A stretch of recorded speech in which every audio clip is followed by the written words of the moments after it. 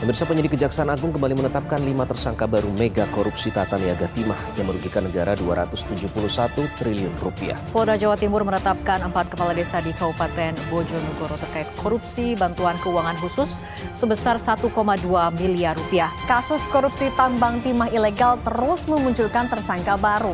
Bukan hanya soal perkiraan kerugian negara hingga ratusan triliun rupiah yang membuat publik geram. Kejaksaan Tinggi Sumatera Barat melakukan penahanan terhadap 7 tersangka kasus korupsi pengadaan alat praktik SMK di Dinas Pendidikan Sumatera Barat. Kasus korupsi yang dilakukan oleh tersangka Surya Darmadi disebut menjadi kasus korupsi dengan nilai kerugian negara terbesar di Indonesia selama ini.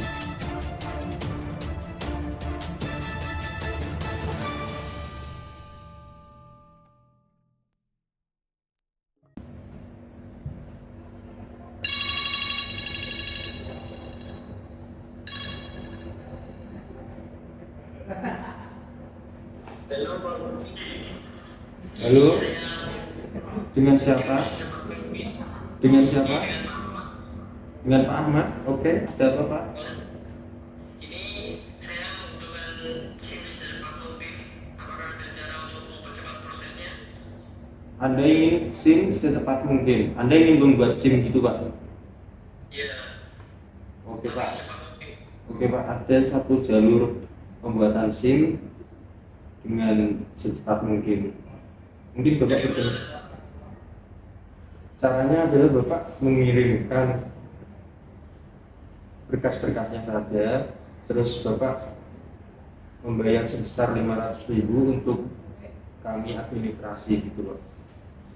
Oh, baiklah. Besok akan saya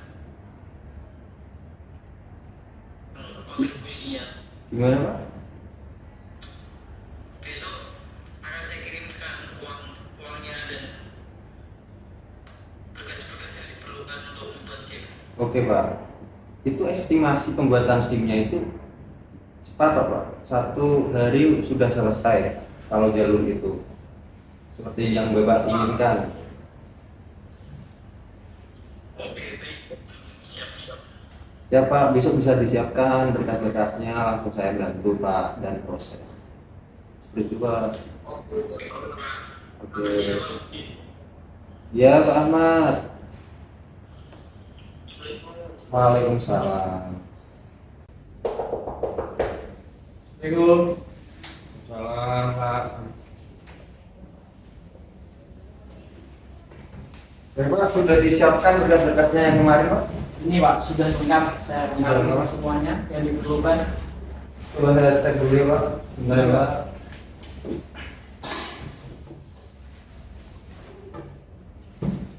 Ini Ini berkas-berkasnya saya cek dulu ya Pak. boleh.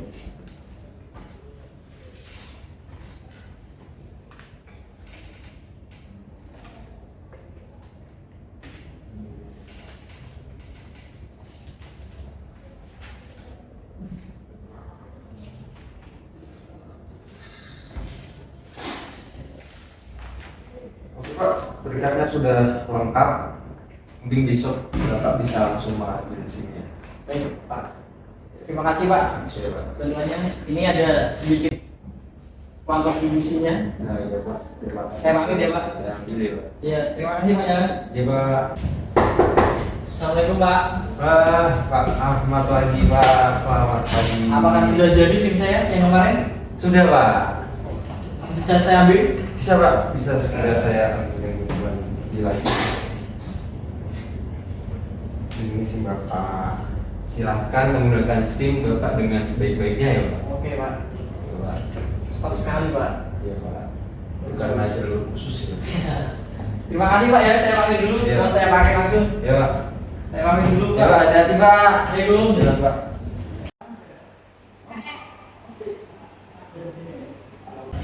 Oh iya Pak, iya. Nanti kita lanjut lagi aja ya Pak, waktu meetingnya. Oke ya. Bu Susi, silakan masuk. Selamat pagi Pak. Iya pagi. Ada yang bisa saya bantu Bu? Saya mau bicara soal Budi. Iya, ada yang bisa saya bantu? Saya sangat berharap Pak Budi bisa masuk di kelas unggulan. Jadi ini saya beli sedikit oleh-oleh dari luar kota untuk Bapak. Terima kasih Bu sebelumnya, tapi ini sepertinya tidak usah. Tidak apa Pak, ini saya sebagai tanda ucapan terima kasih. Semoga Budi dapat tempat di kelas unggulan. Mohon maaf, saya tidak bisa menerima pemberian dari Ibu ini.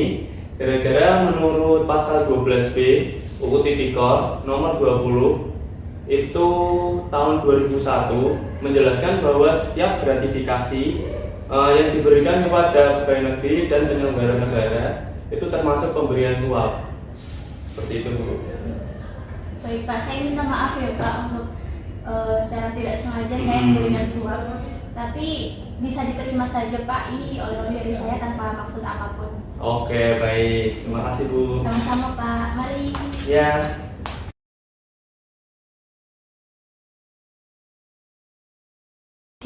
Kamu ngapain? Jangan nyontek. Diem deh, aku lagi hafal rumus nih.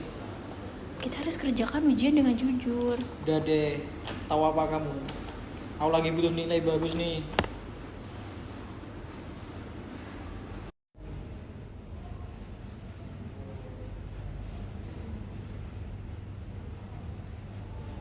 Dika, apa yang kamu pegang di bawah meja? Coba buka tanganmu. Gak ada apa-apa Pak, saya cuma pegang pulpen.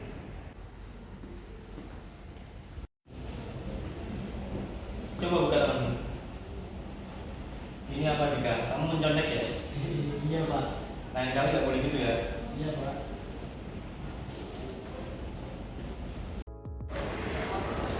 Dari ketiga video tadi merupakan contoh dari bentuk dari aksi korupsi. Selain itu terdapat 4 bentuk korupsi lainnya. Yang pertama ada pemerasan, merupakan tindakan memaksa atau mengancam untuk memperoleh keuntungan pribadi atau lainnya dari pihak lain dengan cara ilegal atau tidak etis.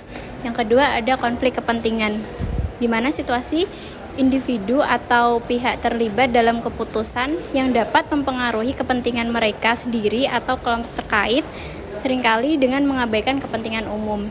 Yang ketiga ada merugikan keuangan negara, merupakan tindakan yang mengakibatkan kerugian pada keuangan negara seperti penyalahgunaan dana publik atau proyek pemerintah untuk keuntungan pribadi. Yang terakhir adalah penggelapan dalam jabatan, merupakan penyalahgunaan kepercayaan dalam jabatan untuk mengambil atau menggunakan dana atau sumber daya secara tidak sah atau tidak sesuai dengan peraturan. Dari penjelasan tentang beberapa bentuk korupsi tadi, perlu adanya sifat integritas pada diri kita. Terutama pada era sekarang, sifat integritas pada beberapa kalangan mulai memudar, terutama pada kalangan remaja. Oke teman-teman, sekarang kita lagi ada di H4. Sekarang terlihat agak sepi karena besok mau ada UAS. Jadi ruangan udah mulai dikosongin dan gak ada kelas. Nah, sekarang kita cari yuk anak muda untuk kita tanya-tanyai tentang peran penting integritas.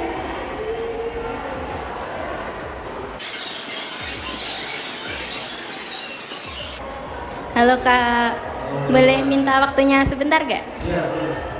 Sebelumnya kenalin dulu namanya siapa, dari fakultas apa, dan program studi apa. Kenalkan, nama saya Anom Minoto, Fakultas Ilmu Komputer, Prodi Ilmu Komunikasi. Baik Kak Anom, langsung aja aku mau nanya nih Kak tentang peran penting integritas. Menurut Kakak apa sih peran penting integritas itu? Peran penting integritas itu adalah ketika kita bisa membangun moral bangsa dan mencerdaskan bangsa dan pastinya anti korupsi gitu, yang setahu saya seperti itu. Wah, jawaban yang bagus ya teman-teman. Langsung ke pertanyaan terakhir ya Kak. Apabila kita sudah punya sifat integritas nih Kak, tapi masih aja sih korupsi itu tetap dilakukan, itu kenapa sih Kak? Menurut saya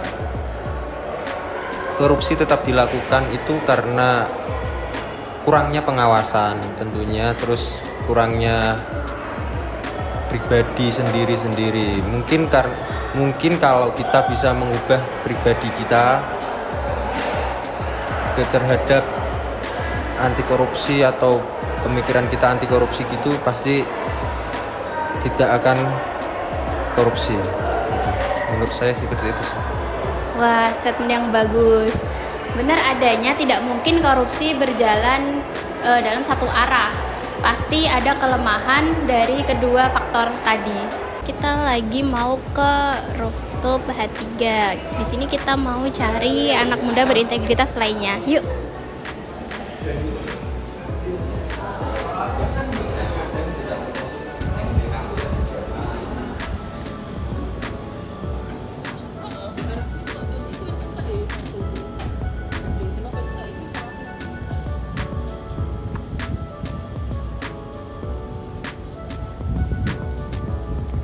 Permisi Kak, boleh minta waktunya sebentar nggak? Iya, boleh. Oke, di sini kita mau wawancara sedikit nih tentang upaya pemberantasan korupsi. Tapi sebelumnya kakak kenalan dulu, namanya siapa, dari fakultas apa, dan dari program studi apa? Perkenalkan, nama saya Rama Eka Saputra dari Fakultas Ilmu Komputer, Prodi Teknik Informatika. Oke Kak Rama, langsung aja ke pertanyaan pertama ya Kak. Menurut kakak, apa nih dampak jangka panjang korupsi terhadap suatu negara? Menurut saya dampak yang ditimbulkan dari aksi korupsi itu pertama, menurunnya pelayanan publik, kedua yaitu penurunan kuantitas dan kualitas pembangunan di Indonesia, ketiga yaitu meningkatnya biaya administratif, yang terakhir mungkin masyarakat jadi kurang percaya dengan birokratif. Wah, detail sekali ya jawabannya, keren Kak. Langsung ke pertanyaan kedua ya Kak. Menurut kakak bagaimana penegakan hukum dapat ditingkatkan agar lebih efektif dalam pemberantasan korupsi? Kalau itu menurut saya penegak hukum itu harus meningkatkan hukuman tentang pidana korupsi, dan juga kedua yaitu lembaga penegak hukum dan lembaga anti korupsi itu harus saling menyuarakan tentang tolak aksi korupsi. Nah, apabila kedua lembaga tersebut saling menyuarakan aksi anti korupsi, maka semuanya akan berjalan lancar. Bener banget, kalau keduanya bekerja sama dan saling menyuarakan tolak korupsi, pasti upaya pemberantasan korupsi bakal lebih cepat dan efektif. Dari data yang telah kita amati, korupsi diklasifikasikan menjadi 4 bagian. Yang pertama ada individual corruption, yang dimana korupsi tersebut dilakukan secara individu. Yang kedua ada petty corruption atau korupsi kecilan yang dilakukan oleh aparat dalam kegiatan sehari-hari. Yang ketiga endemic corruption, di mana korupsi sudah terintegrasi dalam sistem ekonomi, sosial, dan politik di masyarakat. Endemic corruption bisa disebut juga korupsi sudah menjadi budaya. Yang terakhir, grand corruption, di mana korupsi yang dilakukan para pejabat pengambil keputusan untuk menguntungkan diri sendiri atau orang lain. Nah, mungkin kita cari satu orang lagi yuk untuk kita wawancarai mengenai upaya pemberantasan korupsi.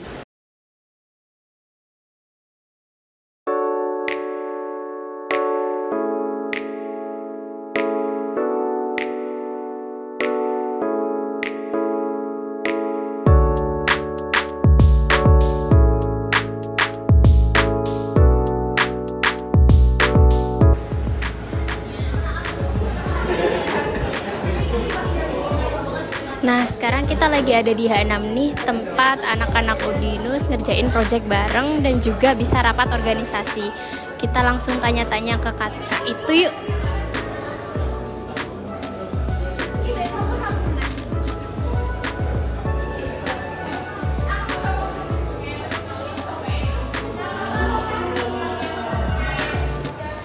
Permisi Kak, boleh minta waktunya sebentar? Oke, aku duduk ya Kak. Oke, di sini kita mau wawancara sedikit pertanyaan mengenai upaya pemberantasan korupsi nih. Sebelumnya perkenalkan dulu nama kakak siapa, dari fakultas apa, dan juga program studi apa. Halo, perkenalkan nama saya Adip Anur Rohman dari Fakultas Ilmu Komputer, Program Studi Teknik Informatika. Oke Kak Adip, langsung aja ke pertanyaannya ya. Menurut Kakak, bagaimana kontribusi pendidikan dalam upaya pemberantasan korupsi nih? Menurut saya pendidikan bisa menambah pemahaman dan kesadaran bagi masyarakat terhadap seberapa besar dampak dan bahayanya aksi korupsi. Tak hanya itu, pendidikan bisa mampu membangun nilai integritas dan etika sejak dini. Oleh karena itu, perlu ditanamkannya pendidikan anti korupsi sejak dini. Nah, masih berhubungan dengan kontribusi aksi untuk memerangi korupsi nih Kak. Kakak kan dari program studi teknik informatika nih. Nah, menurut Kakak, apa peran teknologi dalam pemberantasan korupsi? Untuk dari sisi teknologi dapat meningkatkan transparansi, efisiensi, dan akuntabilitas dalam pemerintahan dan sektor swasta. Menurut data yang saya pelajari di pendidikan Pancasila, di sini dijelaskan pelaku korupsi dari tahun 2004 sampai 2020 itu kebanyakan dari kalangan pihak swasta, dan untuk yang paling sedikit dari pihak kepolisian. Jadi pihak swasta banyak melakukan aksi korupsi pada rentan waktu 2024 sampai 2020.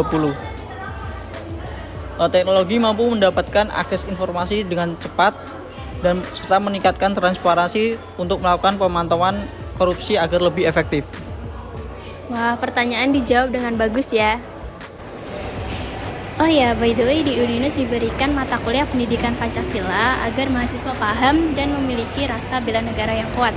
Makanya dari tadi pertanyaan dijawab dengan statement yang bagus dan informatif.